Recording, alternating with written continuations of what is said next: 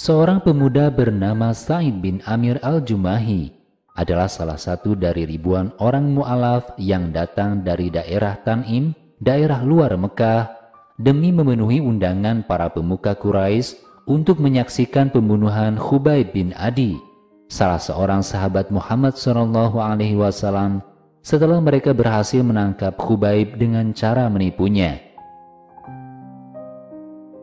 Jiwa muda dan kekuatan yang dimilikinya membuat Sa'id mampu menerobos kumpulan manusia saat itu, sehingga ia dapat berdiri sejajar dengan para pemuka Quraisy seperti Abu Sufyan bin Harb, Sofyan bin Umayyah, dan lainnya yang menyaksikan pemandangan saat itu.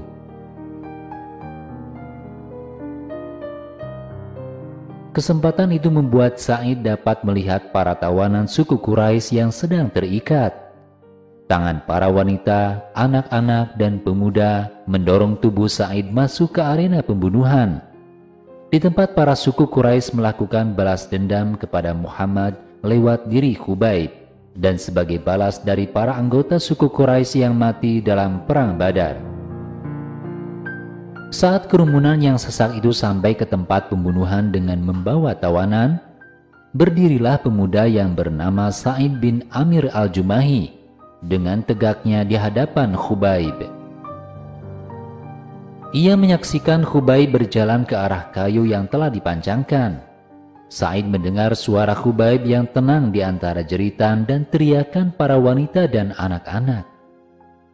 Khubayb berkata, "Dapatkah kalian mengizinkan aku untuk melakukan sholat 2 rakaat terlebih dahulu?"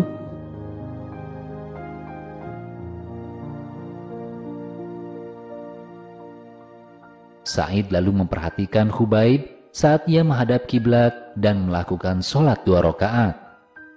Betapa bagus dan sempurna 2 rakaat sholat yang dikerjakannya. Sa'id juga memperhatikan saat Khubayb menghadap para pemuka Quraisy seraya berkata, "Demi Allah, kalau kalian tidak menduga bahwa aku akan memperpanjang sholat karena merasa takut mati, pasti aku akan memperbanyak bilangan sholat tadi."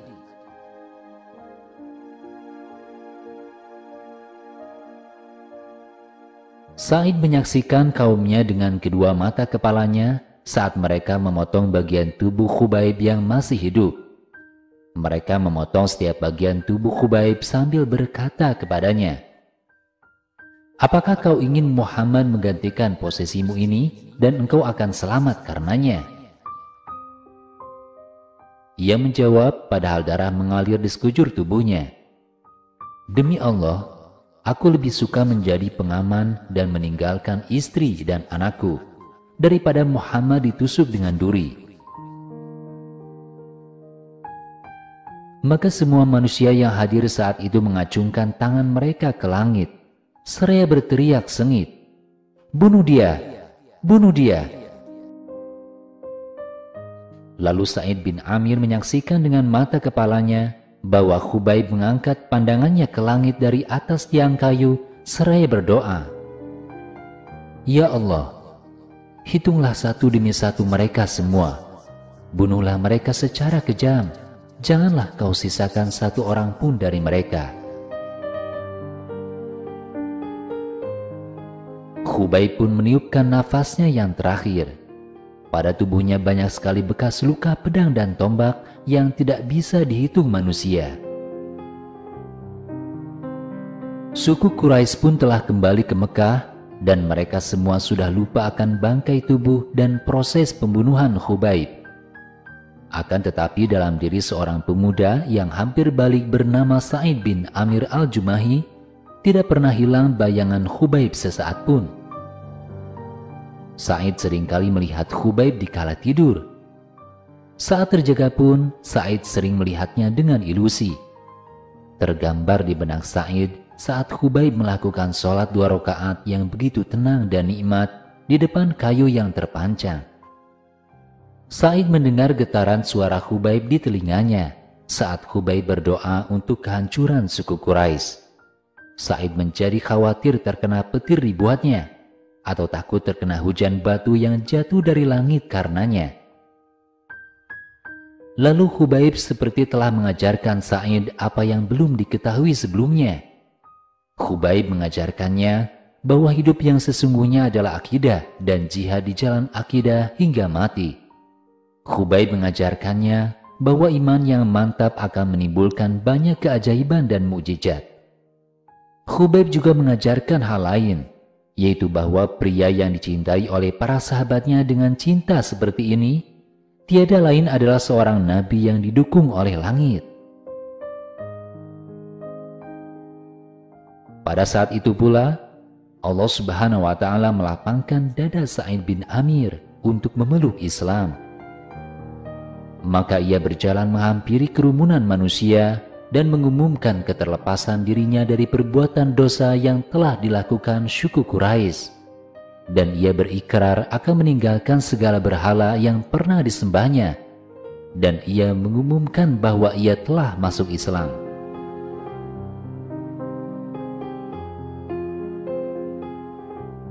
Sa'id turut ikut berhijrah ke Madinah, dan ia senantiasa mendampingi Rasulullah SAW.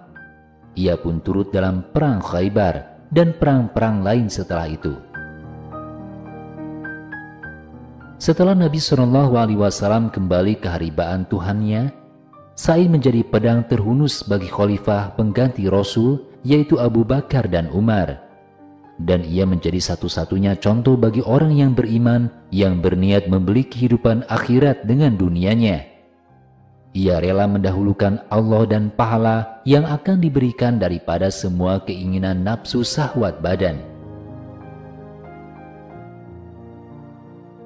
Kedua khalifah Rasulullah SAW mengetahui dengan baik kebenaran dan ketakwaan yang dimiliki oleh Sa'id.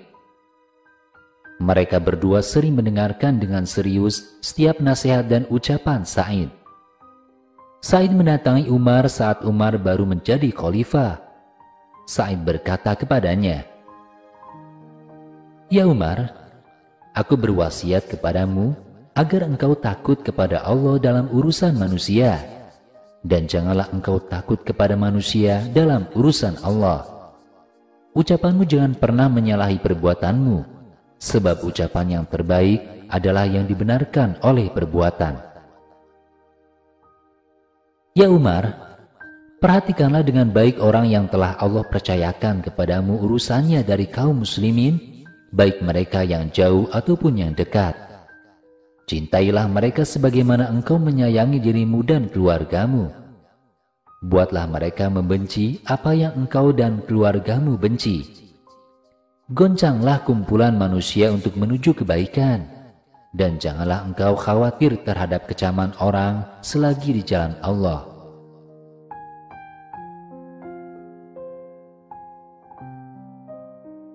Umar pun bertanya, "Siapa yang mampu melakukan itu, wahai Sa'id?"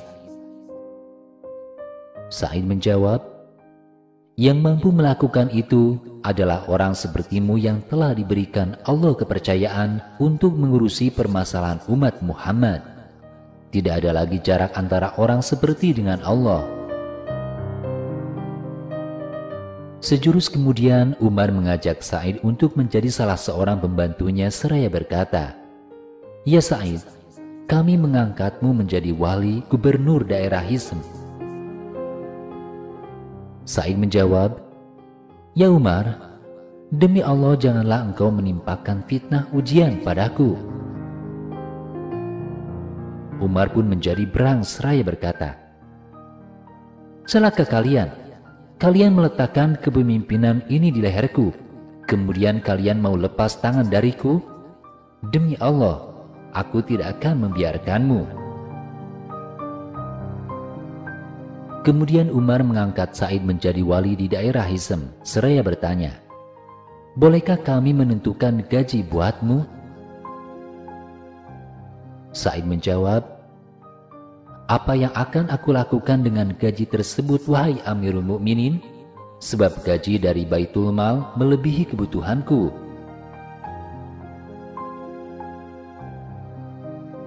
Dan akhirnya Sa'id pun berangkat ke Hisn.